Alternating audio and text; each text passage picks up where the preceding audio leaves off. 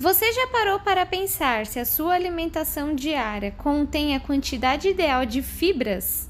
Agora, se você nunca pensou sobre isso, aí vai uma outra pergunta.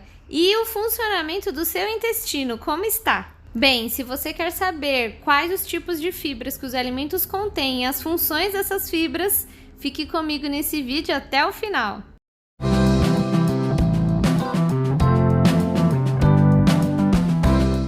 Olá pessoal, eu sou a professora Luciana e aqui no nosso canal Nutrir Saberes você encontra dicas e sugestões para uma alimentação saudável. Hoje falaremos um pouco mais sobre as fibras, que são elementos essenciais para o bom funcionamento do nosso organismo. As fibras, por incrível que pareça, são classificadas como carboidratos, porém elas entram em uma categoria de carboidratos que não são digeridos pelo nosso sistema digestório humano. E por elas não serem digeridas, elas não são convertidas em energia. Porém, elas têm funções muito especiais em nosso intestino. As fibras podem ser obtidas por meio do consumo de cereais, grãos, como estes que eu apresento no vídeo. Por exemplo, a quinoa. A quinoa pode ser cozida juntamente com arroz. Pode ser acrescentada cozida em saladas, ou você pode oferecer somente a quinoa cozida mesmo. Ela é super saborosa e auxilia em uma boa quantidade de fibras. Uma outra opção é a aveia, e essa é uma das principais que nós temos para a fonte de uma fibra importante chamada inulina. Esse tipo de fibra auxilia na redução da absorção da glicose, então ela colabora para a redução da glicemia e ela ainda auxilia na redução da absorção do colesterol. Então ela é muito indicada para pacientes que, por exemplo, têm diagnóstico de diabetes. Uma outra opção é a farinha de aveia. No caso, essa é a farinha de aveia integral. Podemos substituir parte da farinha de trigo pela farinha de aveia.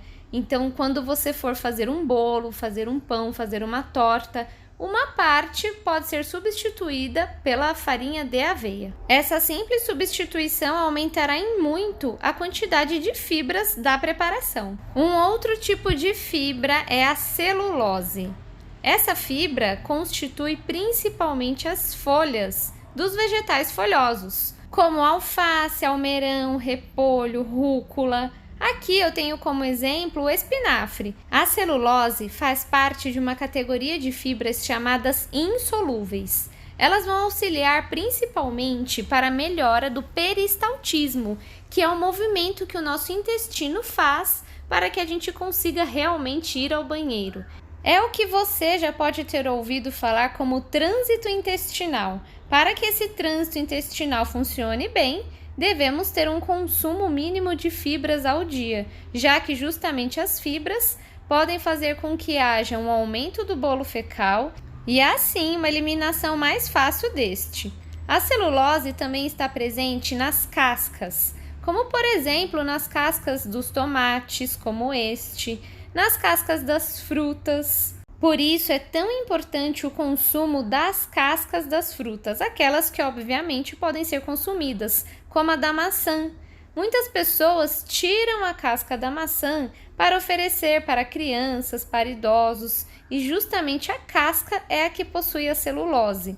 A polpa da fruta também tem grande quantidade de fibra, é a chamada pectina.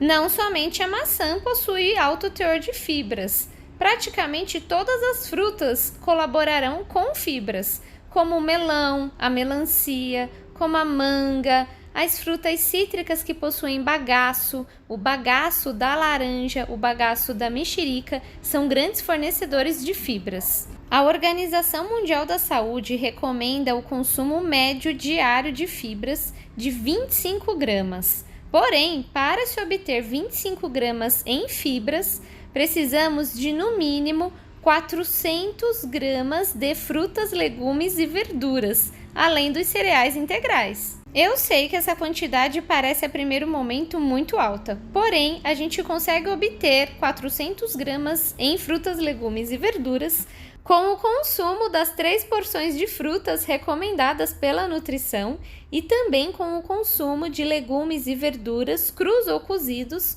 no almoço e no jantar.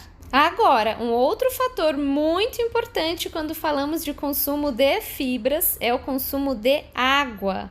Não podemos deixar de falar porque o bom funcionamento intestinal, contendo a quantidade ideal de fibras ao dia, só será possível se você, juntamente com estas fibras, consumir água. Em média, os 2 litros recomendados por dia, ou então você pode fazer um cálculo rápido que é de 35 ml para cada quilo de peso. Gostou das dicas? Então não se esqueça de se inscrever em nosso canal. Te espero no nosso próximo vídeo e até lá!